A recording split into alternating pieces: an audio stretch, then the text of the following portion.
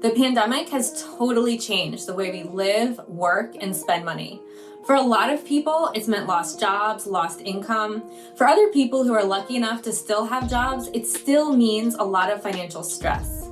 Regardless of the situation you're in, here are some tips for how to budget during the pandemic. First, adjusting your spending and saving. I really like using the 50-30-20 budgeting tool. It basically means that you're putting 50% of your after-tax income toward needs, 30% towards wants, and 20% towards debt payments and savings. The reality is, when it comes to budgeting, a lot of us have naturally shifted the way that we're spending. We're spending more on the time that we spend at home, so we might be spending more on things like homeschooling or entertainment options that we can do from home.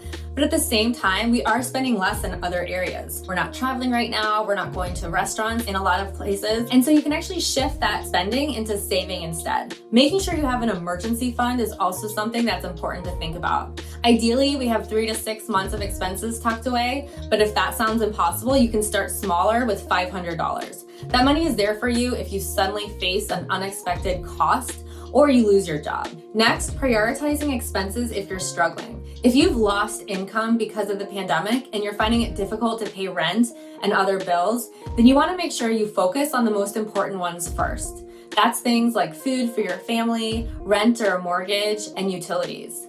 In many cases, companies like credit card companies and mortgage companies are actually offering hardship programs that people can opt into if they've been adversely affected by the pandemic. That means that you can get more time, in some cases even waiving late fees, in order to pay your bills. If you do opt into one of those programs though, you want to make sure you understand the details and if interest is still accruing during that time. Lastly, money goals if you're still doing okay financially. If your household income hasn't changed, it's actually a great time to get ahead. A lot of us are naturally spending less, so we can shift some of that spending into savings instead. It's a really good time to tackle high interest credit card debt, for example, to think about ramping up 401k contributions, or even to consider other goals like saving for college or donating to those in need. For a lot of people, the pandemic has meant making some shifts that could outlast this current crisis. We're eating out less, we've discovered new frugal activities that we like to do, and if we make some of those changes permanent, it could help us save more in the future too.